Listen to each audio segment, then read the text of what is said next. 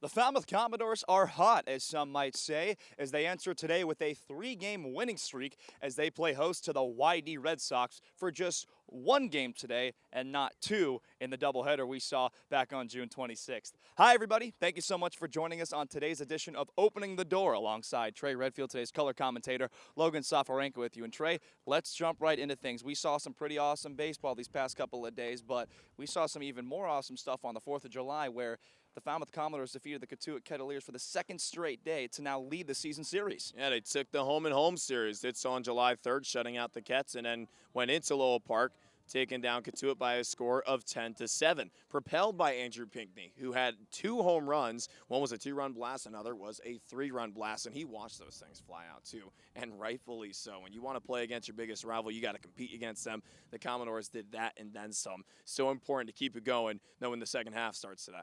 Second half starts today. We saw the big part of our offense disappear as they went to Team USA earlier last week, but we got a couple of new guys that entered to kind of start this win streak, that of course being Peyton Stovall and Jace Porafin, the Arkansas boys, but we also got some new guys today for the Falmouth Commodores. Yeah, a couple of them that just got added. There are 3 new faces coming in. One was added on July 4th. We'll actually see him on the mound today. It's Josh Roberge coming out of Southern New Hampshire. We also have a couple of Texas A&M Aggies that are going to help us out at the plate as well. So really important to get these additions in, knowing we may see some guys go out the door for the MLB draft. Especially with the MLB draft, July 17th, that looming date. But right now, as we take on the YD Red Sox, the Falmouth Commodores, as they had their doubleheader on June 26th, just one total run of offense. And we talked about it a little bit earlier today. The Falmouth Commodores, one of 3 teams batting under 200 as a team. The other teams, of course, being the Chatham Anglers and the Harwich Mariners. So when it comes to the offensive end today, what are Trey's takes to strike early against the Hot Sox? Oh, Trey's takes. We love us some Trey's takes. It's pretty simple going up against YD, right?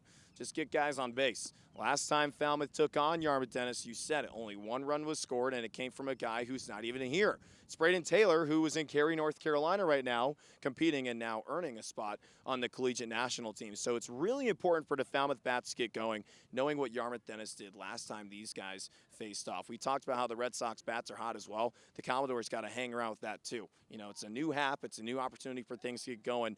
Going into the second half, the Commodores are one of 3 teams in the CCPL that are hitting under 200 alongside the Chatham Anglers and somehow, in some way, the Harwich Mariners. But completely beside the point. The Commodores, they got to get on base, and they got to make it happen today.